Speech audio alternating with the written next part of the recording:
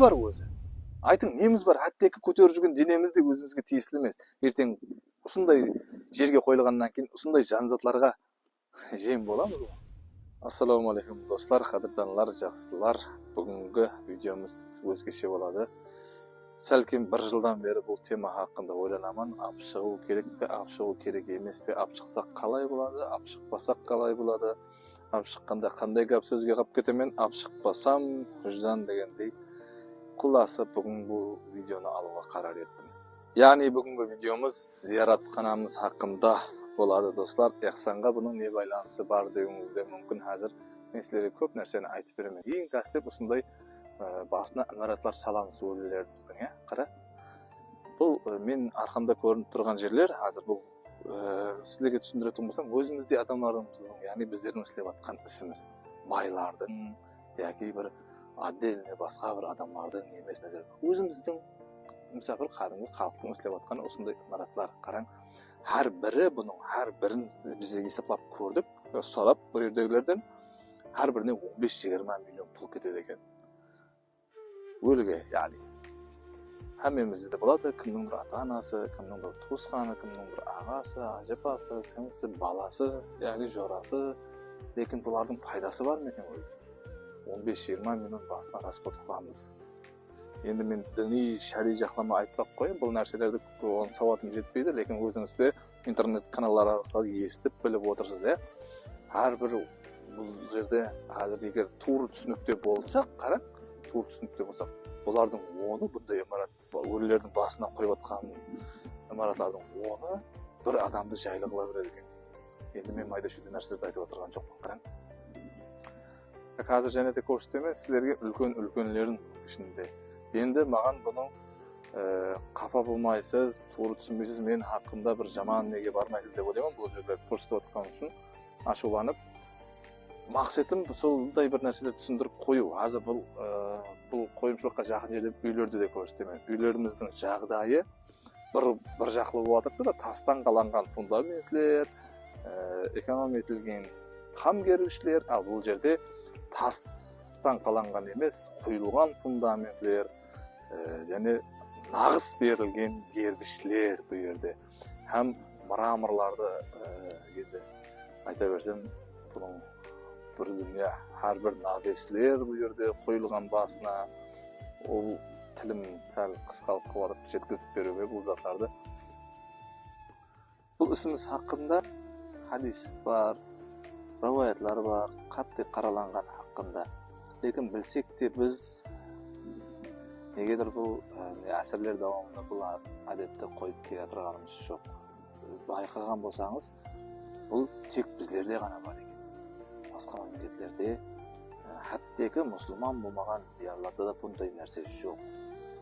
Әттекі біз мұсылманлардың арасында да басқа халықтарға салыстырғанда біздер шелі бұндай дәбдеуе қылып отырған жер жоқ екен. Енді айрым жерлерде бар, көрдім, естідім, лекін біздер шелі емес. Мен жақында сондай мейманымыз болды.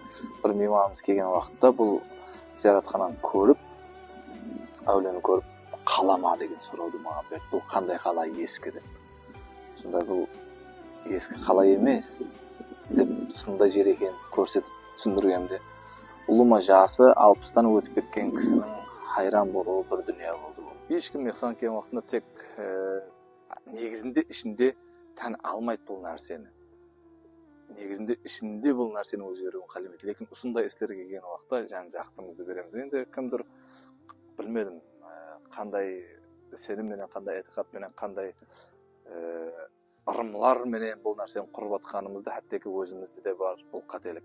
Лекін мен айтпақшы болғаным, бұндан кейінгі жағында біз әрбіріміз өзімізден бастауымыз керек, өзімізден барып бастап, өзіміздің шаңырақтан бастап айтуымыз керек бұл нәрселерді қоймау керектігін басымызға ертең. Бүгін барымыз, ертең жоқ, біз қарап тұрсақ кетіп қаламыз.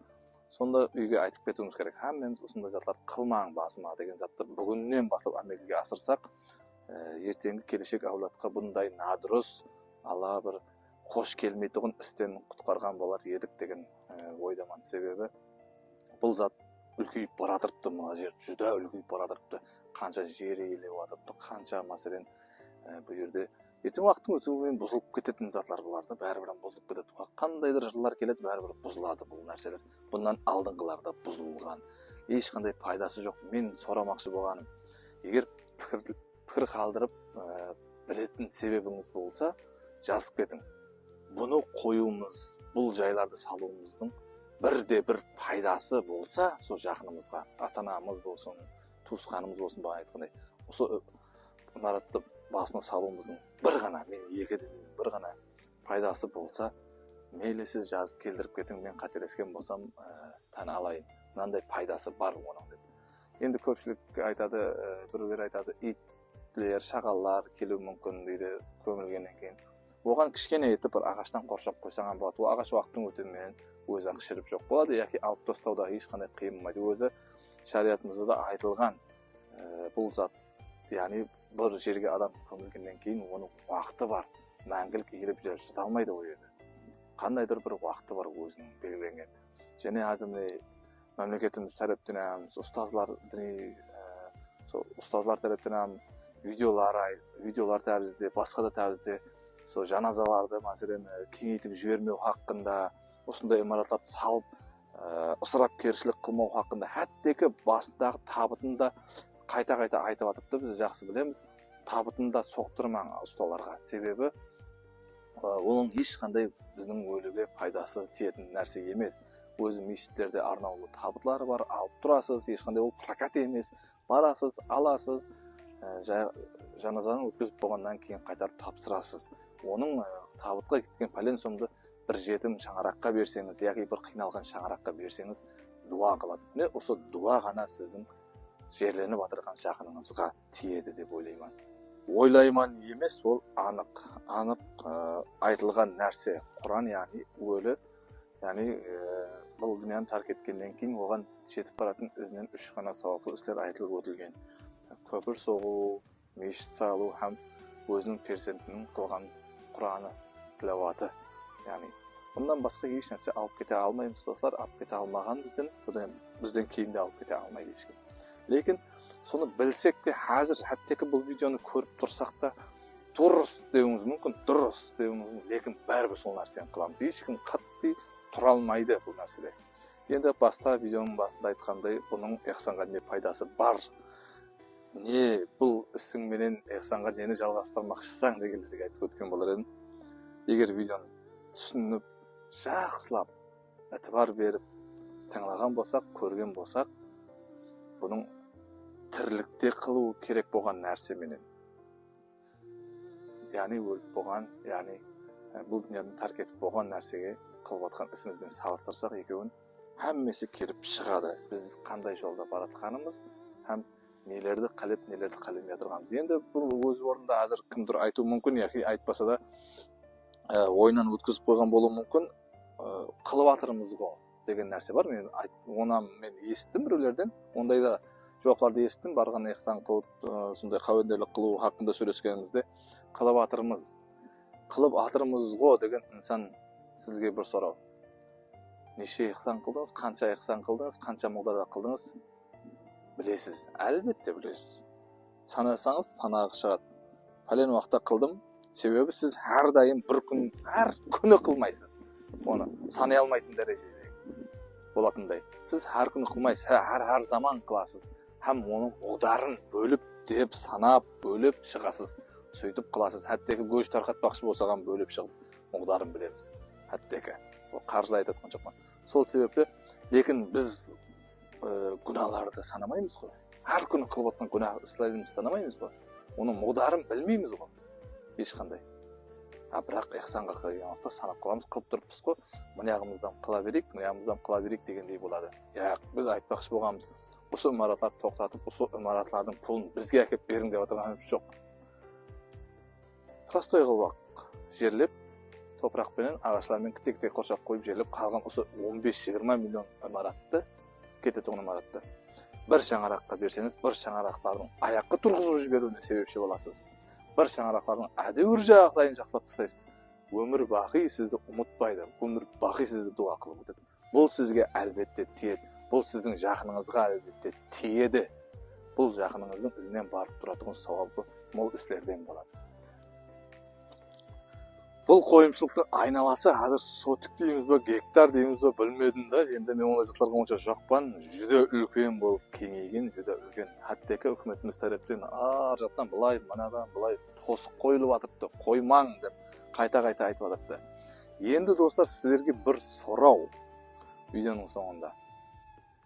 Мен бір аз-маз тозган үйлөрдө кыйналып аткан шаңараклар, жетер жетпес болуп атырган шаңараклар хакында видео чыгарсам, биринчи болуп, енді біз соққа дейін көп комментариялар өшіріп келдік. Биринчи болуп жазылатын комментариялардың бірі каяка карап отур хакимият, каяка карап отур маханком деген комментариялар түшөт да. Мен эмне үчүн буларды өчүрө турган, муну көчүп кетпөө үчүн. Айып биринчи өзүмүздө экендигин билмей туруп жазып атырган, билмей туруп ондай пикир калтырып атырганын адамдар көз жума алмайынан сол себептен өчүрүп тастайт турган ортада түшүнбөйчүлүк келип чыкпоо үчүн. Мына коюмчулукта ким иштеп атыпты? Мына коюмчулукта ушундай жайларды басына, ушундай шифр, навеслерге дейин атрафындагы затларды аз көрсөтүп атабыз. Ким иштеп атыр буларды? Албетте өзүбүз иштеп атырбыз. Эгер өзүбүз ушул затты иштемегенибизде, ар ким өзүнүн кателик айыбын изилеп тапканда, biz birovni ayıplab o'tirgan bo'lmas edik. Har birimizning ko'chamizda, har birimizning mahallamizda bor kim ta'minlangan shang'aroqlar. Lekin o'zingiz o'ylab ko'ring, bir mahallada 100 shang'aroq jasaydi deb o'ylab ko'ring. Lekin 5 xona, so'ngning ichida 5 xona kim ta'minlangan shang'aroq bo'lishi mumkin. Nega qolgan 95i ушундай ысырапкерчиликлерде, одан башка 10 кийимimiz болуп туруп 11-ши кийимди аламыз. Яғни балаларымыздың әмі нәрсе жетіп тұрып, үстіне және зата береміз. Сондай нәрселерімізден экономлап, үнемлеп, сол 5 шаңырақты аяққа тұрғызып жібере алмай отырмыз. Тұрғызып жібермейміз деп ойлаймын. Себебі бізде түсінік қате.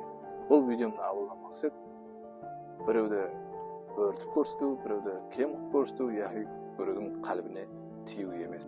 Бұл видеоны алудан мақсат біз өзіміздегі нұқсанды дұрыслау болды.